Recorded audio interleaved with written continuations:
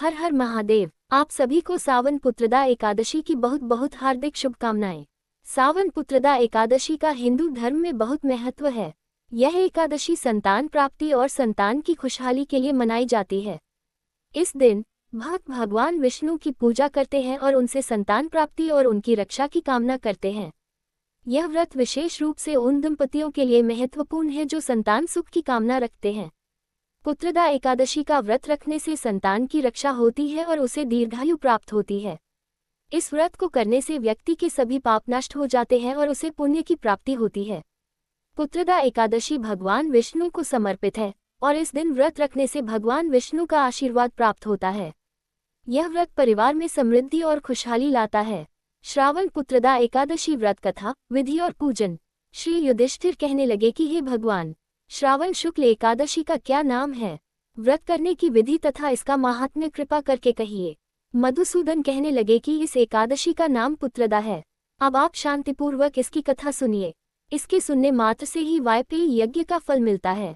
द्वापर युग के आरंभ में महिष्मती नाम की एक नगरी थी, जिसमें महीजित नाम का राजा राज्य करता था, लेकिन पुत्रहीन होने के कारण राजा को राज्य सुखदायक नहीं लगता था। उसका मानना था कि जिसकी संतान न हो, उसके लिए ये लोक और परलोक दोनों ही दुखदायक होते हैं। पुत्र सुख की प्राप्ति के लिए राजा ने अनेक उपाय किए, परंतु राजा को पुत्र की प्राप्ति नहीं हुई। वृद्धावस्था आती देखकर राजा ने प्रजा के प्रतिनिधियों को बुलाया और कहा, हे प्रजाजनों, मेरे खजाने में अन्याय से उपार्जन किया हुआ धन नहीं है। न मैंने कभी देवताओं तथा ब्राह्मणों का धन छीना है। किसी दूसरे की धरोहर भी मैंने नहीं ली। प्रजा को पुत्र के समान पालता रहा। मैं अपराधियों को पुत्र तथा बांधवों की तरह दंड देता रहा। कभी किसी से घृणा नहीं की, सबको समान माना है। सज्जनों की सदा पूजा करता हूँ। इस प्रकार धर्मयुक्त राज्य करते हुए भी मेरे पुत्र नहीं है, सो मैं अत्यंत दुख पा रहा हूँ। इसका क्या कारण है?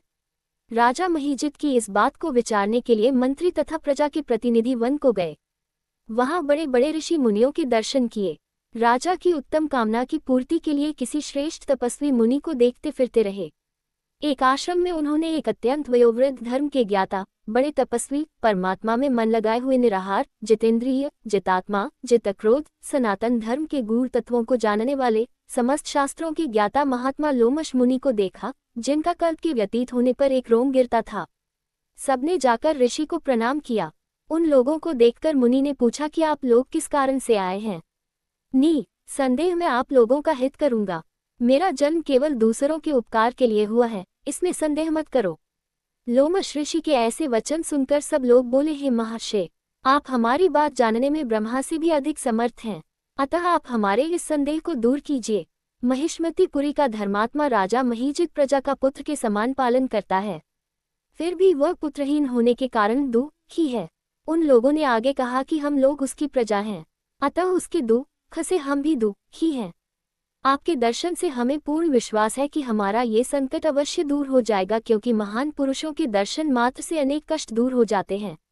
अब आप कृपा करके राजा के पुत्र होने का उपाय बतलाएं।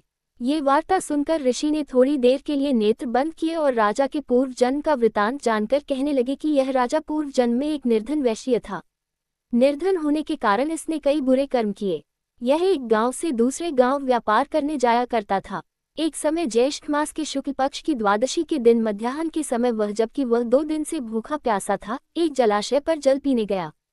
उसी स्थान पर एक तत्काल की ब्याही हुई प्यासी गौ जल पी रही थी। राजा ने उस प्यासी गाय को जल पीते हुए हटा दिया और स्वयं जल पीने लगा, इसीलिए राजा को ये दुख सहना पड़ा। एकादशी के दिन भूखा रहने से वह राजा हुआ और प्यासी गौ को जल पीते हुए हटाने के कारण पुत्र वियोग का दुख सहना पड़ रहा है।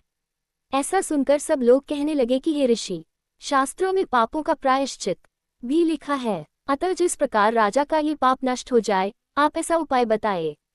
लोमश मुनि कहने लगे कि श्रावण शुक्ल पक्ष की एकादशी को, जिसे पुत्रदा एकादशी भी कहते हैं, तुम सब लोग व्रत करो और रात्रि को जागरण करो, तो इससे राजा का ये पूर्व जन्म का पाप अवश्य नष्ट हो जाएगा, साथ ही राजा को पुत्र की अवश्य प्राप्ति होगी।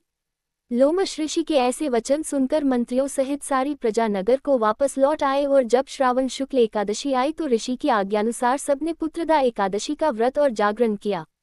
इसके पश्चात द्वादशी के दिन इसके पुण्य का फल राजा को दिया गया।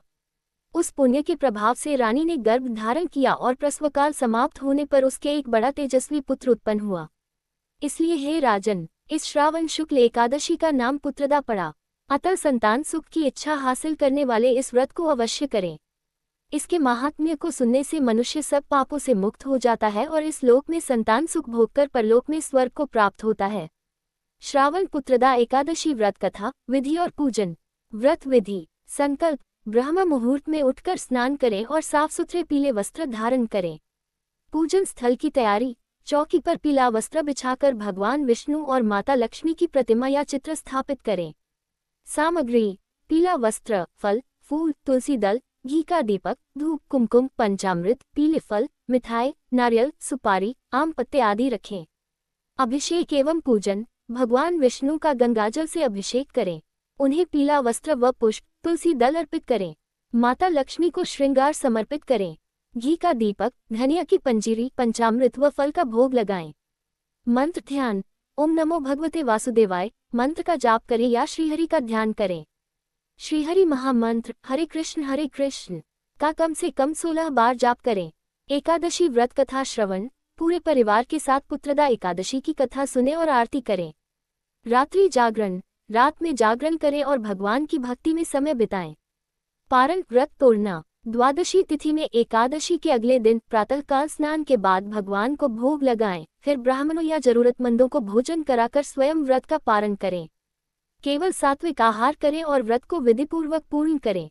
विशेष ध्यान रखें, केवल सात्विक आहार करें। भगवान विष्णु को भोग में तुलसी अवश्य अर्पित करें। काला और सफेद वस्त्र न पहने, पीला वस्त्र शुभ माना जाता है। दिन भर जप, ध्यान और भगवान विष्णु की आराधना करें। यह व्रत विशेष रूप से संतान इच्छा तथा परिवार की सुख शांति के लिए अत्यंत प्रभावशाली और पुण्यदायी माना गया है।